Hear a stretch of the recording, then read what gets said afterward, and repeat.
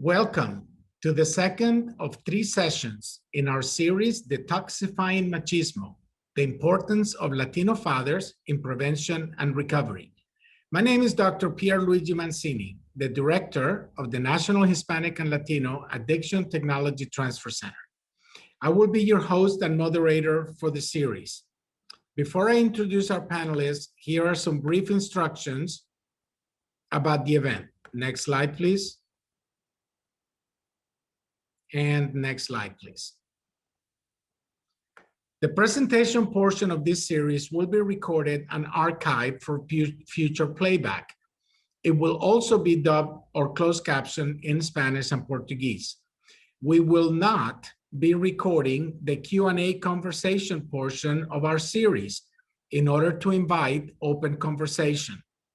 Also, please be aware that closed captioning is available and you must activate it by clicking the live transcript button at the bottom of your screen and choosing Show Subtitle. A copy of the presentations will also be made available after the series ends. The lines will be muted throughout the presentation so as to minimize background noise and other interference. When we get to the question and answer portion of our webinar, you will have an opportunity to ask questions by clicking the Q&A box, and I will present your questions to our presenter.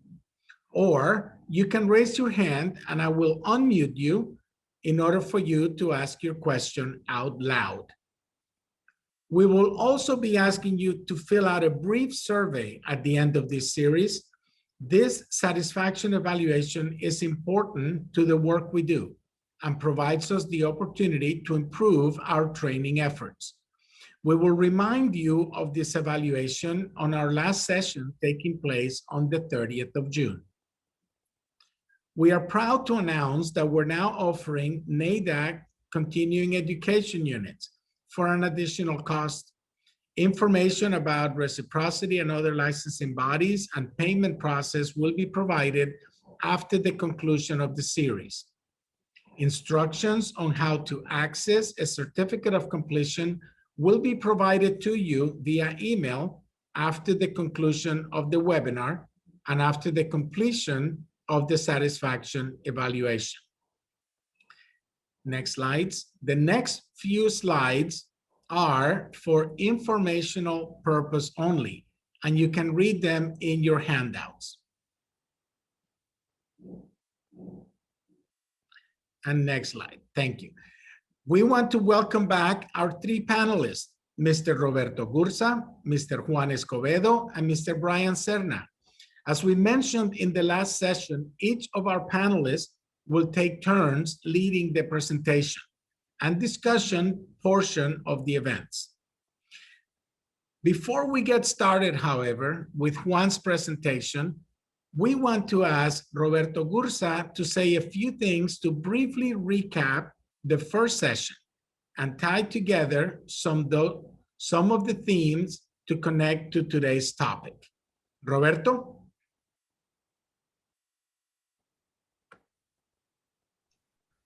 Hola, gracias, Pierluigi.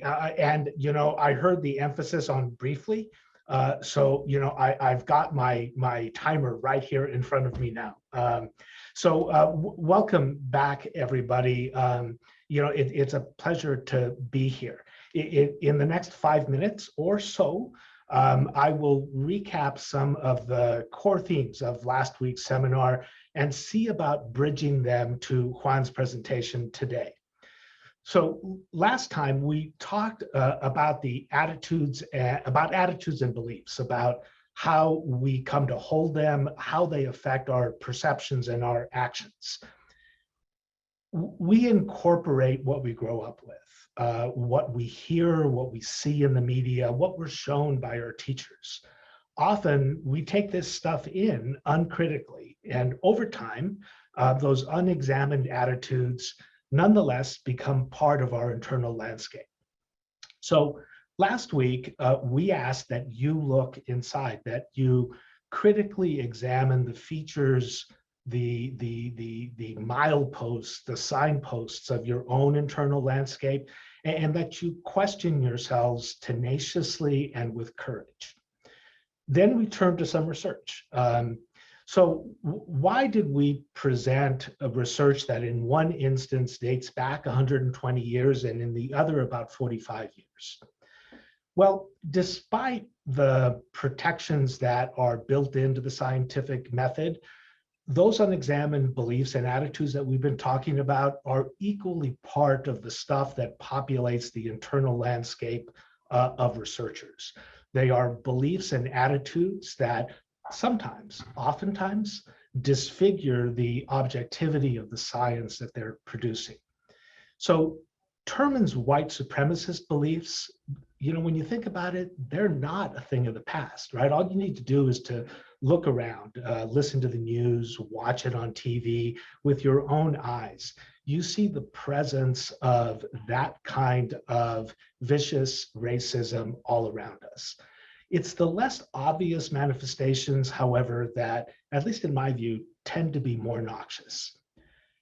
Think about Terman's ideas, right? As if they were the poisonous pea at the bottom of that huge stack of mattresses atop which the princess sits. Each subsequent mattress is distorted by the pea, right? And after 120 years, once you get to the 12th mattress, that distortion nonetheless is still there. It's still visible. It still has consequences. And despite all of that, though, when we're up there on the 12th mattress, we look, we assess, we even congratulate ourselves that we are beyond racism, that we're past the impacts of our prejudices and our discriminations. And what we also do is that we fail to appreciate very little the bedrock and substantiating research of our theories and practices. That stuff has not really been illuminated, it hasn't been deconstructed, and it certainly hasn't been swept away. The distortion remains in some of our currently most promulgated theories and models. We just no longer see the noxious, poisonous racism at the root. Similarly, the appalling explanations for service underutilization by Latinos that we talked about last time, that's also not a thing of the past. Even when considering current research that, based on what Sarrocho describes as a modern perspective, we see the ongoing presence of stereotypical attitudes there that are grounded in mainstream beliefs and in conceptions of universality, of universal application of those theories and those models. They continue to show up in how we frame and implement our research. And by extension, they continue to impact what we teach and the models of care, the treatment regimens that we develop today. You don't have to scratch too hard on the surfaces of current models that are intended to explain ill health and good health at research-based, operationalized descriptions of Latino fathers to uncover, in many instances, the corrupting influence of those unexamined attitudes. How we think about ourselves, about our Latina families, how we think about Latino fathers, all have many roots, some good, some bad, and some of them ugly. It's best, of course, that we figure out which is which. So in a moment, I'm going to hand the microphone back to Pierluigi to introduce Juan. But let me say one more thing. The thing about those attitudes and beliefs that we incorporate inside of us is that they function almost like lenses, right? That focus our attention, they focus our perception in very particular ways, while making other wavelengths of light, while making other aspects of what is in front of us seem invisible. Juan will ask us to look at the other side of the coin. And not only that, he will encourage us to take a look at the whole coin, to see everything that's in front of us. So with my sinceras gracias to all of you for making time to be here today, let me hand it back to Pierluigi. Gracias, everybody. Thank you so much, Roberto. We have received so many compliments for the first session, and I appreciate taking the time to clarify. If we can put up the slide deck again, please, on the panelists. So Juan Escobedo is an accomplished mental health clinician, educator, and program developer, experienced in strategic planning, program development, evaluation, implementation, and consultation for numerous agency initiatives, committees, and nonprofits in the public sector. In addition, over 15 years experience in increasing access to culturally responsive mental health services, direct clinical services in English and Spanish to a diverse caseload of youth, adults, families, and groups in outpatient, community-based, and crisis service settings. Currently responsible for the execution of Caring for Denver Foundation's funding strategy under direction of the executive director as a program officer to further the foundation's mission to improve the mental health and substance misuse needs of all the residents of the city and county of Denver. So it is my pleasure to introduce to you today's lead presenter, the esteemed Juan Escobedo. Juan, take it away.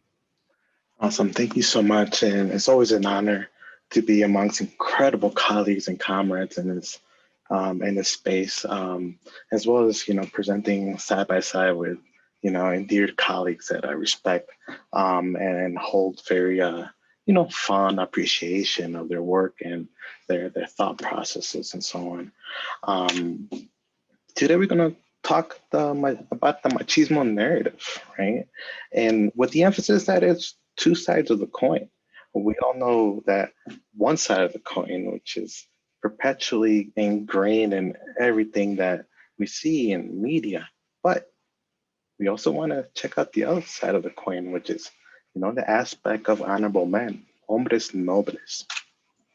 So the whole purpose of this presentation is to, we're going to walk through a strengths-based lens to rebalance that narrative through conversations around Latino fathers and mental health and substance misuse. We're going to look at family contributions and values and our lived experiences. Now, I do have a disclaimer on this, that this conversation is not meant to undermine the unhealthy aspects of machismo. It is simply to open up the conversation to its cultural complexity. So, there's some assumptions that I make in terms of mental models, context, and culture. We'll dive into the healthy aspect of machismo, and we'll dive a little bit more into our lived experiences, and particularly look at some of the research around Mexican-American fathers.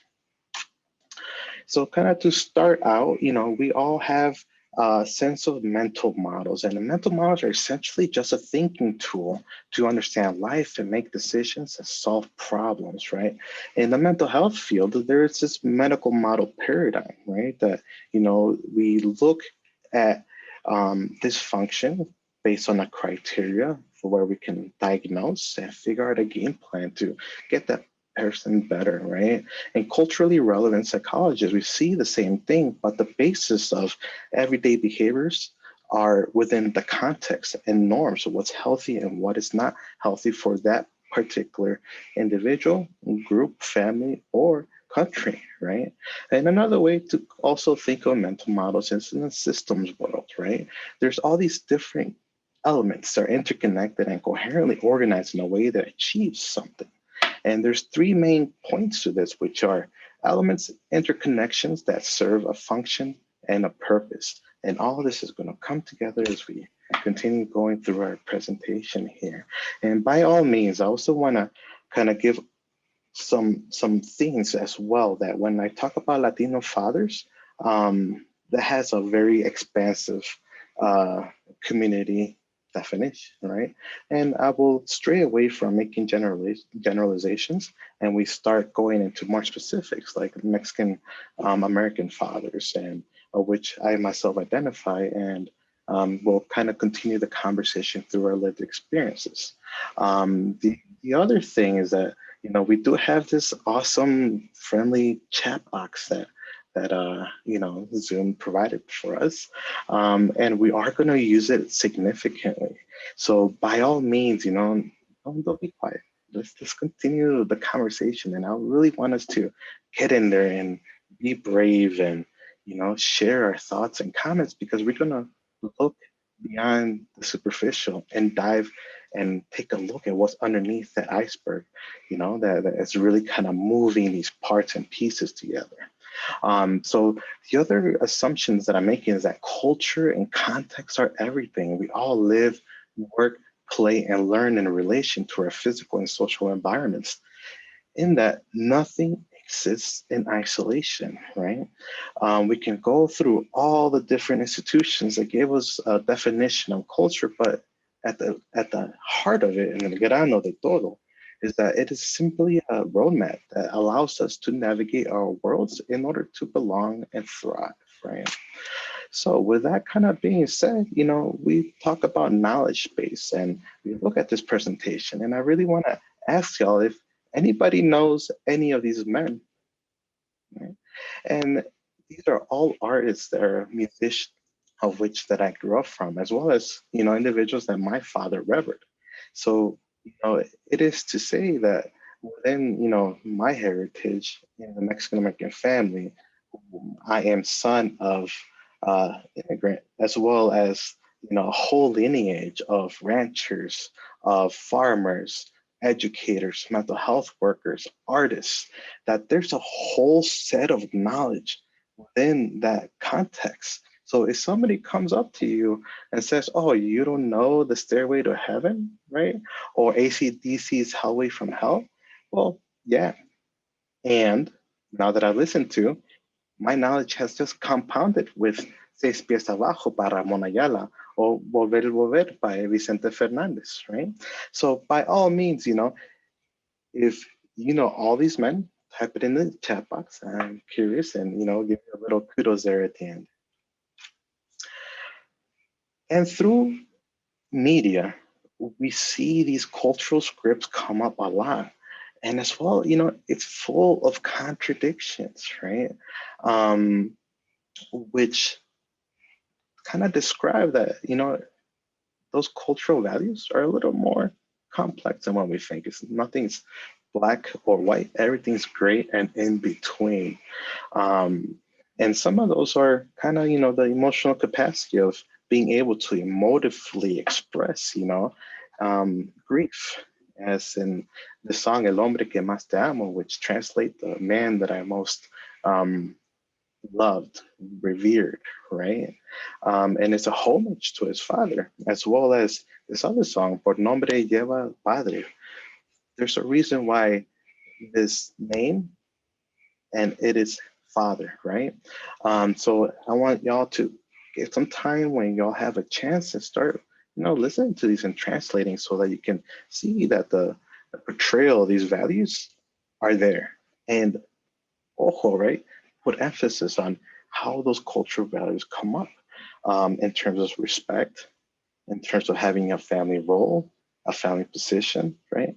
In terms of, the father always having advice, right? Advice giving, always aiming for a better tomorrow. And you see this coming up over and over again in music, telenovelas, in media. And it's just another way to get access to understanding these concepts in a very tangible and real understanding, right? Cool. And this is just a little glimpse of, por la vida. Don't worry about that. So we're gonna start thinking about, what's underneath that iceberg. What is it that's happening beyond the superficial behaviors that we see or understandings that we have, right? I see that we wanted to play it, but I'm sorry, I don't think the thing is working for that video. So in terms of kind of just start diving deeper into that iceberg, I want y'all to go ahead and put into this chat, when you think of Latinos fathers thinking or teaching children strength, what do you observe? and why? And by all means, put that in the chat. So feel free to, bring up whatever experience tends to come up first for you, right? Again, easy to stay at the superficial, but we want to go deep and deep and deep. Cool. And I do see, a sense of resilience there that's being shared, a sense of being strong, be fuerte, which is great. We see a sense of work ethic, right? And especially when you're tired, right? And there's this tireless work ethic and effort that comes up from that, and that, we don't shy away from. Okay, cool. And then we see, and we just talked about the strengths, right? And here comes kind of the unhealthy side of things, right? Don't show any pain. Don't cry, right? And then we kind of come back to the strengths around, a pride of who you are and where you come from, right? And a sense of don't be sorry, be careful, be conscientious, sea consciente, and so on, right? Yep. Don't take any crap from nobody, right? Cool. You are here for a reason and a purpose. And you have specific skill sets and knowledge to contribute to the world. So these are great, right? And this is something that we continue to kind of see in terms of the whole gamut that, we can see the unhealthy aspects of masculinity come out, but we also see the healthy, resilient coping things that come out as well. So with that, when we're trying to go deeper into that iceberg, and see what's underneath the water, there's some worldviews that tend to come up, and we see this every day through the narratives as we listen, either to clients, to community. As we go about and have even a cafecito, we start seeing, these stories that keep coming up over and over and over again, and it's good to kind of just start looking at some of those driving philosophies so that we can get a better understanding or simply have something to work with, to dissect and to kind of figure out together. So, here are individualism and collectivism, right?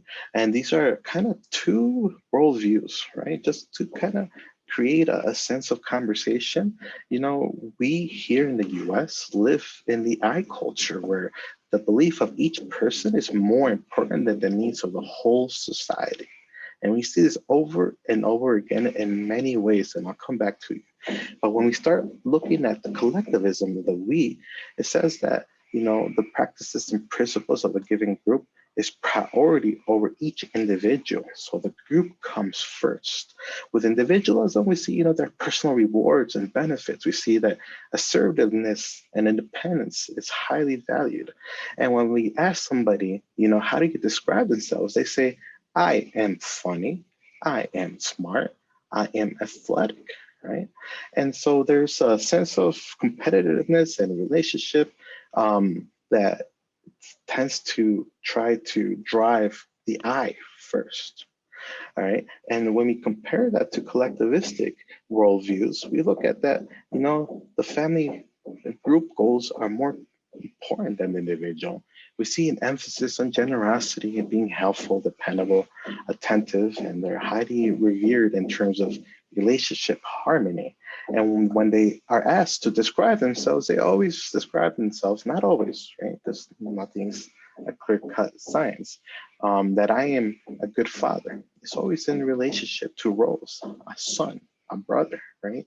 And sorry to break it to you, but this individualism component is the outlier. It only constitutes about 5% of the world population, while this collectivism comes out to be the majority of the world, which is about 80%, right? And you got the error factor in there, right? So when we talk about understanding our narratives, we see this come up, right? So if the client's looking to have a therapy session, and this client comes from a collectivistic view, but the therapist comes from an individualistic view, and the client's suppressed because of family conflict. But let's say and put this other parameters that client is like 26 years old, right? Is a grown female, and can make her own decisions, right? There can be a shift in focus how we treat that person, whether it be maybe the solution might be for you to move out, right? But that would devastate the family unit, or the other way, right? How do we kind of work within that family unit and within that paradigm where this person feels engaged, motivated, and that can also take care of herself while navigating, those values in a way that is validating, and also whose identity can feel good about the choices that are being made in that treatment, right? We see this in terms of like the language that comes out, let's say, and there's study that comes about this, and Roberto shared that with me the other day, where in Spanish, if somebody breaks a plate, se cayó, right? It fell and it broke. That's the literal translation of what happens when a plate breaks, that it broke, right? But when we use the English dialect, it says, more emphasis on the I broke it or who broke it. So that sense of responsibility and shame, is a lot more apparent, because then the solution is either we fix it, right? Which normalizes the fact that there's accidents that happen, versus I fix it, right? And shame on you if you don't pick it up. So even the use of language comes about kind of the manifestation of the we and the I, and it's super, super interesting to kind of dive into it. So we also see a sense of, how this kind of impacts our mental health, right? Here in the US, there's an assumption that you yourself and your individual actions are more important. So hence, your mental health is a product of your actions, right? And we look at this with individuals that quit cold turkey when it comes down to substance use. And that's kind of the narratives that come out. I had to do this because I needed to save my life, right? Versus kind of the family collectivistic we narratives. We did it. Our health is driving because of our family contributions. I found strength in my family. I had to do it for my kids, right? It's always about the we. And when we think through kind of how these manifest, so please use the chat box to, make those connections, and if you have any examples of your own practice and your own field of expertise, how this comes up, because we can also look at this, right, in terms of what our Native American, indigenous, individuals and communities have fought against, and the terrorizing heartbreak of the boarding schools, right, where the child-centric individualism, right? We got to save the children. And I think I might have jumped ahead of myself. I'll come back to that because that's in our next slides. So when we look at unhealthy individualism, is that the family is more important than individuals. So this family-centric parenting is not good, right? Because we got to look at the child first. The child-centric parenting is the synonymous to this individualistic aspect of worldviews, as well as the collectivism, right? Where this individual's need is more important than the family's. That's selfish, right? And you hear that narrative over and over again, that white Americans are very, very selfish people, right? And that's frowned upon in collectivistics, because, the child-centered parenting is no bueno. It's not good. That's not healthy for anybody. And again, right, you can see kind of the shifts and the pulls and the push and the wave of values put into this in terms of what is right and what is wrong. But at the end of the day, everything is all within culture and context, right? So here's a slide to kind of just, check out whenever you're have time to dive a little bit more into, the differences between Western parenting approaches and rural Mexican approaches. And this is something that I really had to dive into. I'm a father of a 4-year-old and a 4-month-old. And I'm always questioning, am I doing this right? Is this normal? Is this how the way it should be? And I keep asking myself, so who am I referencing in this practice? Am I referencing what I've been taught in school this whole time, where it's the white heterosexual male figure that historically has been overly glorified in the history books and the institutionalized curriculum that's been kind of shoved down my throat? Or do I start tapping into ancestral community things that I was taught and just break apart what was helpful for me in situations like these? So when we start looking at the child-centric ideologies, that's essentially manifests in, providing separate meals, these play dates, right? Activities where children only benefit from this, and you have the parents are completely miserable going to Chuck E. Cheese or, these overly packed playgrounds where the children are, more important than the marriage itself or the partnership, and there's a sense of this helicoptering that comes from that because the focus is solely on this individual, right? And that's kind of how those philosophies manifest. Where in family-centric parenting, we eat together what we like, right? Where there's a continuation of relationships as opposed to, just doing it for the kids. We're doing it because our family likes to visit with la comadre, el compadre, right? All these extended family members that we like to spend time with. Where there's family skill building, right? And that's something that's going to be huge because, there's a notion in the narrative that let kids be kids, right? But little ones, especially toddler and natural helpers, they just want to get in there with you.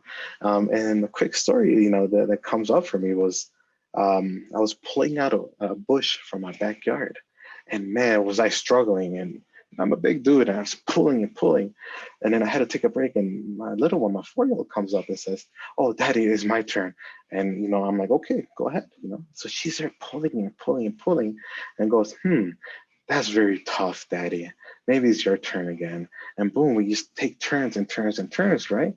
And to me, it's like, it's nice bonding, but it's also a way that they're practicing some of those values, as well as being contributors to the family unit and having a sense of purpose, right? I could have easily redirected her to, go get your plastic little hammer and tap on that.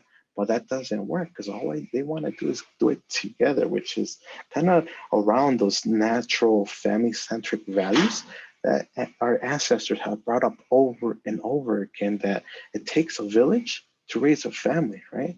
That takes a multi-generational family dwelling to have a shared responsibility, not put it all on one single parent, right?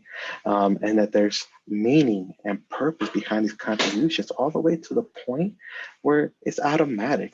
And there's a sense of pride in being able to do so, right? So with these healing, and then that comes up with like having a sense of those precepts into how do we develop programs and ways of thinking to influence our field, whether it be the medical model in terms of pathology. And we know that in Western psychology, that a lot of this is heavily influenced by European descendants that have this notions of individualism that tends to influence research, funding, public education, and dictating, standards of illness management and or healing models, right? We all have the DSM, we can all look at it and go through it, right? But there's a lot of stuff there that we're missing out in terms of, that underdeveloped complex trauma and our understanding of it, right? To more culturally relevant psychologists are influenced by Black, Indigenous, and people of color descendants, where they take the ancestral roots of understanding and responding to behaviors, emotions, and the human psyche. And this can also be, an example of this is in the Native American cultures where, somebody that experiencing psychosis is essentially going to the underworld, right? And already going through a journey to be a healer. And that's where the peer provider component comes into play. As we kind of continue to dive and understand the powerfulness of what it means to be a peer in the world of healing, education, and influence, right? Because it is that lived experience and as well as that lens that says, you know what, one size does not fit all. One solution, it does not fit all. And hence this community informed, community driven, value comes up that, it takes different avenues and different streams of resources, social capital to get somebody in a space where they can feel okay healing, right? So trauma and machismo are synonymous. We can't talk about machismo if we don't know the influence of trauma, right? And this is always in context. And this is something that we say over and over and over again, that nothing exists in isolation, because we know that there's a multi and intergenerational transmission of mental health and trauma, right? That's passed down from person to person. And, here I just recently read the work by Renee Linklater around decolonizing trauma work, where that definition is simply a person's reaction or response to an injury, right? And the cool thing about this definition that it can be inter and multi-generational in context, but there's also, many individuals and communities are getting wounded on a daily basis, right? And that's something we gotta keep in mind, because that historical trauma of colonization, oppression, and history of violence is present, right? And those adaptations of survival and coping and belonging and still being a person, a human being who has an identity and a voice are present as well. So when we talk about machismo, not get stuck in the destructive nature of it, but let's start looking how, some of these things come up in terms of resilience, in terms of protective factor that make the men honorable, and have a pathway to, educate and evolve the next generation of men beyond just simply saying you're machista, putting the label and ending the conversation.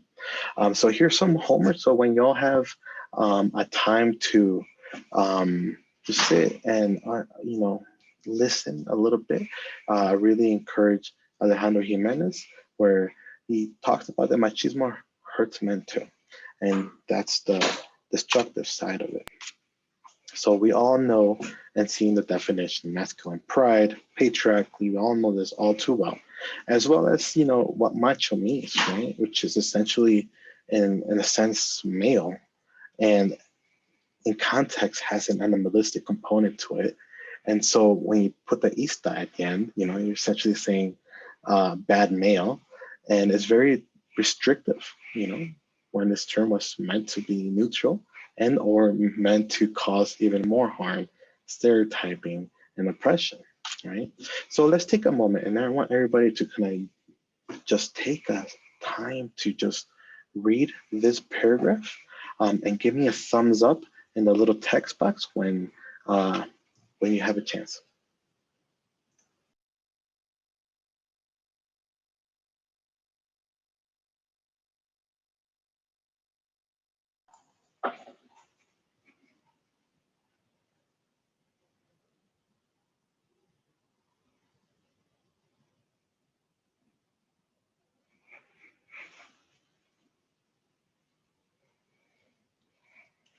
Cool. And I don't see the thumbs up because I think this is a different platform. But yeah, it begs the question, right? The other side of the coin. So that sense of honorable men. And it doesn't ask the researchers, it asks the community, right? What does this mean for you? What does being a noble man, an honorable man, what is that, right? And there's a sense of respeto, simpatía, simpático, bien educado, y palabra, that like really comes up in terms of respect, being well-mannered, having your word be gold, and being there in presence of community and ready to respond and help, those in need, especially within the family circle, right? So when we look at this, this is essentially a mental model within a social context that serves a cultural purpose, right? We're not born with it. It exists in connection and emerges in patterns. And I really wanted to kind of focus on the neutral elements of this, right? Which is identity, roles, cultural preservation, prosperity, familial structure, contributions, and values, right? So we can all continue to have these conversations, but we are always surrounded by wonderful and very intelligent people. And I want to ask you, right? What does healthy machismo look like? And I say healthy machismo intentionally, right? Because I know it can feel a little contradictory, but I could have also easily have said healthy masculinity, but it doesn't have the same flavor because it's a different thing. Healthy masculinity is Eurocentric driven, right? And individualistic in nature. But machismo has a cultural identity that I want to, dive a little bit into. So we're going to do this waterfall exercise. And we can continue kind of having this conversation through this chat. So, follow my instructions. I want you to type one experience in the chat box when you have encountered a healthy sense of machismo. Don't hit enter yet, okay? Just type one experience, but don't hit enter. And I'll tell you when to hit enter. So let's take some time for that.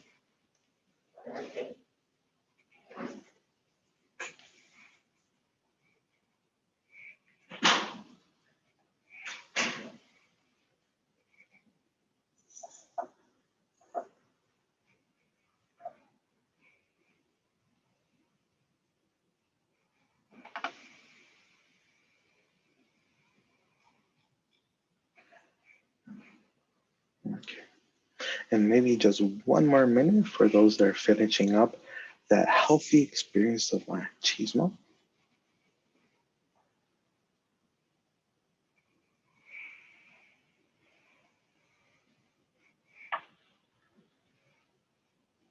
And just hold it there. And this is only going to work if everybody types something in. Okay. So we're all going to hit enter at the same time on my countdown. Okay. So when I reach to 1, hit enter. In 5, 4, 3, 2, 1, enter.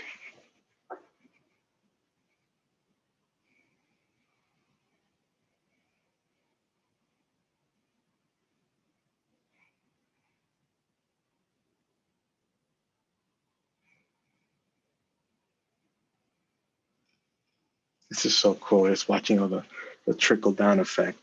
And there's so many great things about this, right? So we see all these resilient, great values, in terms of what it means to be an honorable man. And I want everybody to look at what has been typed and add additional thoughts to that. Something that triggered in your head about an experience that complements the conversation.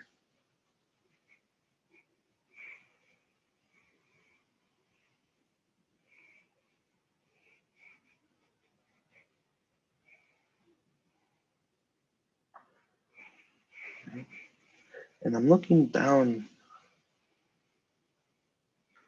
all these, and right from the get-go, right? There's a sense of responsiveness, right? When something is needed, boom, they're there. There's a sense of loyalty. There's a sense of being a provider, right? Whether it be family, food, shelter, security. There's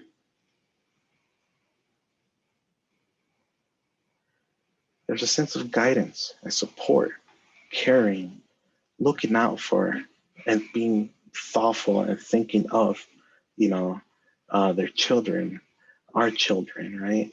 There's a sense of, being taken care of, making sure that there's money on the food, money on the table. I'm sorry, There's making sure there's money and making sure that there's food on the table, right? There's even a sharing of feelings, right?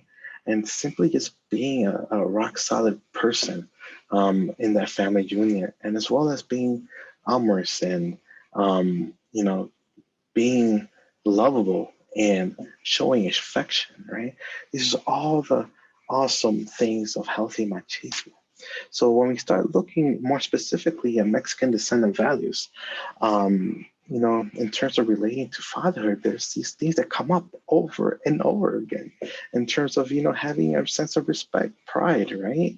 Having a sense of strength, of being kind, of being tender, and having a sense of integrity, and being a role model, with attitudes and ways of being in the world that deems respect, right? And none of this was because of the great degradation of women or roles. And in fact, a lot of those gender stereotype expectations are inaccurate, right? And we got to take into consideration a lot of the culturation and all these other intersections of social economic status and region takes also an effect of some of these, right? And there's a sense of being central to the nuclear family, and that kind of having that sense of networking to have, the cousins, that deals that can help you with X, Y, and Z, and specifically, that leadership, that wisdom, that discipline and sacrifice. Oh my God, this comes up a lot, right? So I hired a contractor to do a fence for me next door. They came on Saturday, the day before Father's Day, and they said we can, get it done for what day, right? But it started raining and thundering, and they had to quit then. And I'm like, and these were all fathers, Latino fathers from the Durango, that had families. And I asked, I don't want to impede in your Father's Day. Do you want to come back in next week? And that's completely okay. You're already halfway done. I can give you half of the money. And they're like, no. We'll come back on Sunday, first thing in the morning, and we'll get it done. And I ask, how come? We can work something out. I'm not a hard ass, client. And they're like, I'd rather not come home to my family empty-handed. On the contrary, I'd rather have something in my hand to provide and make sure that I'm earning my Father's Day, right? That I'm making sure that I have the money to go out to eat, or simply say, Mijo, go find a little ice cream for your sister too. Here, boom, right? So there's this kind of tirelessness in terms of sacrifice and work ethic, that we got to understand that it's part of kind of our roles and sense of identity, right? So we are kind of running out of time. Spirit Luigi sending me lots of good texts here. That, as fathers, we have this sense of, what we bring to the table, and we are often never giving a space to talk about it, right? That space is usually riddled with machismo in its negative sense. And I think, if we are to bring up the next generation of men, we need to open this up to say, so where's the strength? How are you earning your respect, right? In terms of fathering, like, what are some of those skills that you're implementing? How are you bringing honor to your family name and start guiding the next generation of men to be, role models, the honorable men that we always aspire to do? So I want to tap into Roberto, Brian, or Pierre Luigi, any of your experiences that, those values have brought up to you, and any narratives that you would love to share. Thank you so much, Juan. I appreciate the opportunity, and I noticed that strength is next to my name. And it was interesting, say nothing, there are no coincidences in this world. So, one of the things I noticed with my children, my son is 23, my daughter is 24 now, but when my father passed, that was the first time my children saw me cry. So they were able to see strength from an emotional point of view that I never got to witness because my father did not show that type of emotion. And then they also got to see physical strength when, an example, when my daughter was probably 7, something like that. We were at the community pool in the subdivision, and there was a boy that was going around pulling girls' bathing suits. And so when he was approaching my daughter, I stepped in, I told him to hit back, to get back. And my daughter was also to see that type of strength. So I appreciate the opportunity to share that one. Thank you. I'll jump in and I'll riff off the apparently non-coincidental relationship of our names and those terms. So next to mine, I think, was fathering, right? When you asked us to think about this one, lots of, I mean, my son is 24, right? So, fathering him across 24 years builds a bank of experiences, right? There's some where you think, oh my God, I screwed that up. And other times, right, you think, oh, maybe I did that right. But mostly where I landed in terms of an experience, my son's birth was hard. It was bad. It was medically a crisis. And there was a moment where I thought that both my son and my wife were going to die on the table. It was days at the hospital with no sleep, worried. Ultimately, they both came out fine, right? But I drove home from the hospital. He was born at Stanford, and I came home and was, tired and needing to clear my head. And as I pulled into the driveway, I noticed my motorcycle, and I thought, oh, that'll work. I'm going to go off for a ride. And so I went in, got my gloves and leathers on, and literally did not get more than a couple of blocks from the house when I pulled over and realized I'm a father now. And honestly, no lie, I took the bike back home and I never got on the bike again. I mean, bikes are cool and fun, and it's part of my growing up my whole life, but the danger associated with motorcycles and the increased likelihood that if I get in an accident, I'm going to die and therefore be absent in my son's life, made it a no-brainer, right? In kind of a related way, I played ball through college, played football through college, and loved the sport. Also, dating to the moment of his birth, I remember even thinking about it when I got home after that aborted motorcycle ride. I realized I don't think I'm ever going to tell my son about my football exploits. It's a violent game, right? And part of fathering now is making sure that he's safe. And if I relay those experiences, it's going to introduce a level of risk. It turns out that my son played football anyway. He was a state champion wrestler, right?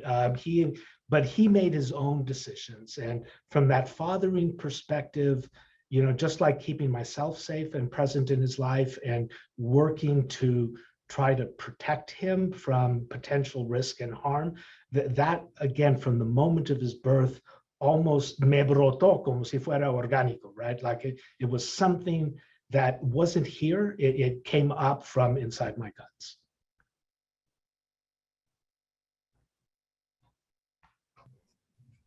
All right, so I'm gonna go with the word that's by my name too. So next to my name is the word honor. And I'm actually lucky enough to have my son in the room with me. So my son's 18, gonna be 19 really quickly. And I said, quick, I'm gonna talk soon. Tell me how I show up with honor as your father. And so he quickly had to think of something. And, but it was useful. I was gonna talk about seeing honor in the males of my family from my grandfather and a little bit my uncle. They both served in the U.S. military. And they just both had a tremendous amount of responsibility in every action they took, it seemed like. But what he said was interesting. He said, just showing honor as always being there and being a role model, especially when you didn't have one yourself. And so I think that that's something unique that I bring to the panel is my father wasn't around. And so for me to to figure out what honor meant and to pass that on to my son, it took a lot of paying attention to, to the men I looked up to. And, I really appreciate Juan's presentation today, talking about, just how machismo, the good side of it, it does mean to act nobly, and with integrity, and that your word is who you are. And so that was my grandpa to a T, my grandfather to a T. That was always him. And so I do try to show up for my kids in the same way, that if I say I'm going to do something, if it's under my control, I will do it, no matter what it costs me. So I think that's what I saw growing up in the Latinos around me that I really respected, and that's what I tried to model for my kids. Definitely. And thank you, everybody, for bringing in that experience and that voice, and it kind of, I wanted to make sure that those voices and those experiences were shared, right? So that we can have that space, that there's strength here that we can build off of and learn from, and, just have a different form of looking at clients, at Latino men in general, right? Other than being scared or villainizing or being quick to say, it's a bad hombre, right? So thank you so much for having this conversation with me. I want to, pass the baton to Pierre Luigi to take us for the Q&A. Yes, this was definitely a highlight of your presentation, Juan. Thank you so much for the wonderful presentation. Besides the comments that the panelists just made, I wanted to see if the panelists have any comments before the questions start coming in into the Q&A or the chat. If there were any comments about the overall presentation and the way that Juan presented it, if there was anything that jumped out or anything you'd like to share with the audience. And Roberto, would you like to go first? Yeah, Juan, there was a point where you were talking about, it was a little unrelated to fatherhood, but I found it really super interesting. How when, for example, you presented the example of a child presenting with serious psychiatric disturbance, right? And that from kind of a Western parenting perspective, right, it's about, seeking medicine and getting a doctor and treating the illness. It reminded me of a case that I supervised a zillion years ago, where a Latino family, recent immigrants from Norteño Rancho areas in Mexico, where the child had a severe child onset psychiatric, schizophrenia was specifically the diagnosis of this child. And what I consistently marveled at was at both of the parents, their perspective was that their child was touched by God. And the clinician who was handling the case, was working to try to get them to the doctor and get the kid medicated. And of course, all of that kind of assessment and opportunity to receive that delivery of Western medicine is important, but not at the cost of undoing the value of that normalizing perspective within the family, that what was happening to this child was special. It was not illness, right? And consequently, the family, the parents, as well as the siblings, had this way of looking at the relationship with their from our perspective, Western perspective, very ill child, as a special addition to the family, not as a millstone that they needed to carry around. So I thought that your example was terrific, and it reminded me of that. Thank you so much, Roberto. Brian, do you have any initial thoughts? Sure. What I appreciated the entire presentation, honestly. But what was really, one thing that really got me right in the heart was when Juan was talking about how we were looking at the different parenting styles, family styles, between an individualistic family and a more traditional Mexicano family.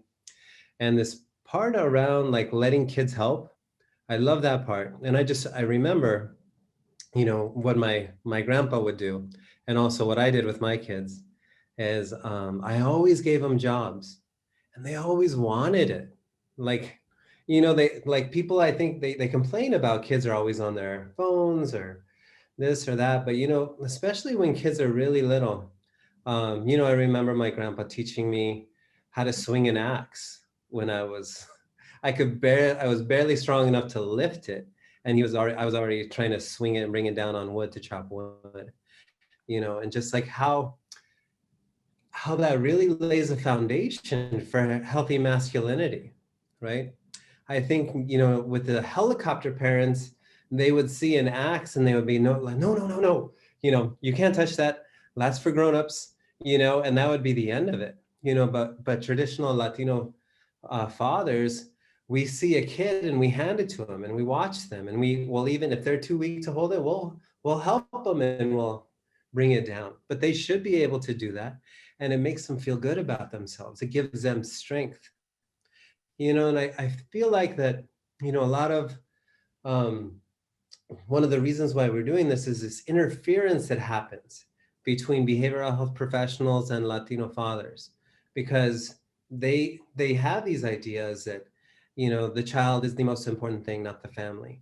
They have these ideas that the children need to always be protected, even from their fathers. You know, they have all these ideas that are designed to split, you know, fathers from the child, protect the child from the father. Even something simple like that, you know, or like, you know, I grew up with guns and hunting, you know, and I'm not recommending that. I'm just saying, you know, it was a normal enough thing for us to go hunting when I was a small child in elementary school, you know. And if I got a duck or a dove or something like that, or a quail or a pheasant, like, it was a big deal, and people would smile and they'd eat the food after we cooked it. And it really helped me feel like I had a place, that it was okay to be me, you know, it was okay to be a man, you know. And I feel like, you know, this is something that I'm going to get into more in mind, but in the behavioral health world, sometimes it's not okay to be a man, or it's not okay to be masculine. I'll say that. You know, it's okay to be a man as long as you don't act masculino or macho. If as soon as you act really masculine, then you're no longer safe. And it's not just to the kids, it's like the social worker herself doesn't feel safe, you know, and the protective worker, the child protective worker, see what, you know, somebody's involved, they don't feel safe because there's a man who's masculine, right? There's a man who's macho. And, you know, what we're all trying to do here is show you that, you know, macho doesn't mean unsafe, you know, and you know, it means strength. And if we want our kids, especially the kids that are growing up in rough circumstances, we want them to be strong. Why would we interfere? You know, why would we interfere with that connection between the child and strength? You know, only a certain sanitized version of strength is okay for some people, you know. And we're saying it doesn't have to be sanitized, and it doesn't have to be your version of strength, you know. If you're not Latino, you know, if you're I guess I don't know how to say that exactly. I don't want to say your version, I mean just like the mainstream American version of what is safe and what is okay, and that sort of thing. And I'm going to stop talking for a minute. I kind of got you know, those Brian, I mean, I think you put your finger on some super important themes, right?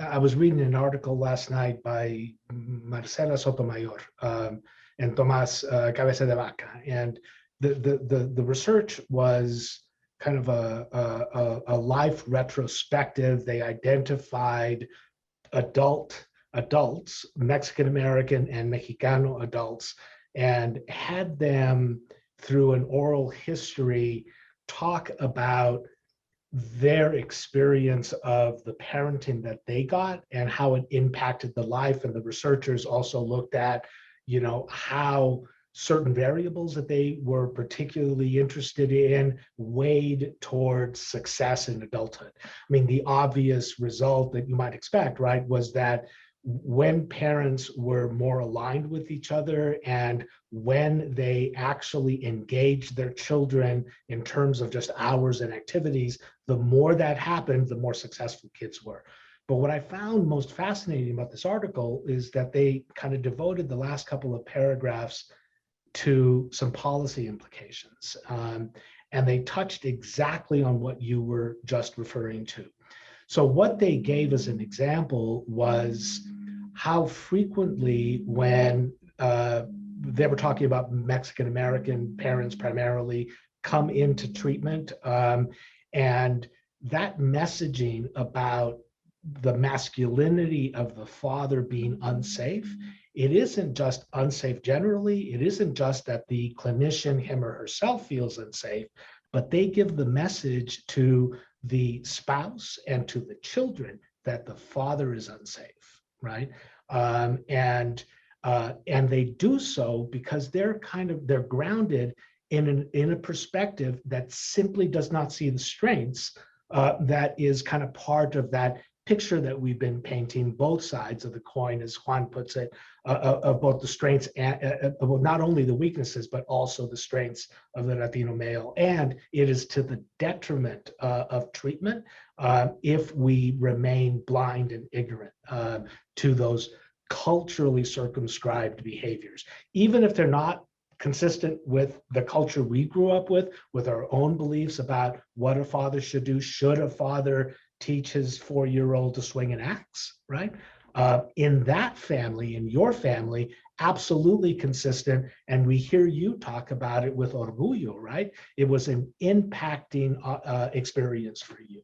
Something that, without thinking about it, we as therapists toxify, right? And take that away from our client families. Yeah, definitely. And that kind of brings up that notion of understand context, understand culture. And if something's not sitting, let's take a deeper dive to understand it a little bit more. Because yeah, they're in that skill building component, in this kind of fathering, there's an induction. There's a whole process of getting to the axe, right? Before we even get to the axe, it's not like, yeah, go for it, go to town. No, it's a methodical process that we follow to make sure not only safety, but we're also present, to direct and make sure that there's safety in place. There's an emphasis on the exposure, the practicing, and an emphasis of showing that you can master anything you want, right? With your hands at the end of the day, which is a protective factor, which is a self-esteem factor. This is wonderful conversation that is taking place, and I felt the presentation, Juan, was really, really good, and I like the way that you were able to dissect some of those thoughts about healthy machismo. And there is a comment that I wanted to pose to you guys. When I first read the slide that had healthy machismo, I noticed my brain struggled slightly at first to take in that concept. So do you feel that making this transition for an adult Latino father who can maybe struggling with this, with having either an example of machismo that is not accurate, that is not healthy, and they start realizing, there is another way, there's another concept about healthy machismo that I really should be practicing. What would you say to someone that's having that kind of struggle? And we can start with Brian. What that comment reminds me of, and also the way you were framing it, Pierluigi, it reminds me of when I used to work. I used to work with at-risk kids in Albuquerque, and I would work with these young men who would get thrown out of all the public schools, and they'd wind up at an alternative school or in the juvenile detention center. And I was by the time I was talking to them, so many other like school counselors had talked to them, social workers had talked to them, you know, and by and large, mostly female. And I remember having this conversation with this group of young men. And we were talking about fighting, you know, because they've all been in trouble for fighting. And what I told them was, you know, it's not that you shouldn't fight. It's that you should fight for things worth fighting for. And I was the first one that made it okay for them to feel like there are things worth fighting for. And then we changed the whole discussion. I said, what's worth fighting for? You know, and some of them were saying respect, and some of them said, well, for my family. And I said, okay, let's just stay with that. And, you know, and so we had this discussion around, you know, where they had all this pent up aggression. There was a lot of times it was confused and misplaced, but it was the first time that, you know, I was the only one that was trying to help them just redirect it into something healthy machismo. And everybody else was just trying to put water on a fire, saying, you can't fight. You can't, you know, that's not okay. You can't hit anybody, you know? And so you have these young men with these urges and trying to figure out what it means to be a man, being told that and you know, the way they translate that in their mind is that you're telling me that I can't be a man. So now I have to hide it. And I'll do it like, you know, when I don't think you're looking. But I was just saying, you know, if you guys want to fight, what's worth fighting for? You know, and it's not just like the disrespect of somebody looking at you too long. You know, we tried to operationalize it to where it's something like, it's okay to be strong. It's okay to be tough. It's good to know how to fight. So when the time comes, you can fight, but it's not good to fight over things that aren't worth fighting for. That doesn't make any sense, and it gets you in trouble. Thank you, Brian. I appreciate that. So I want to announce that I'm going to go ahead and stop the recording now.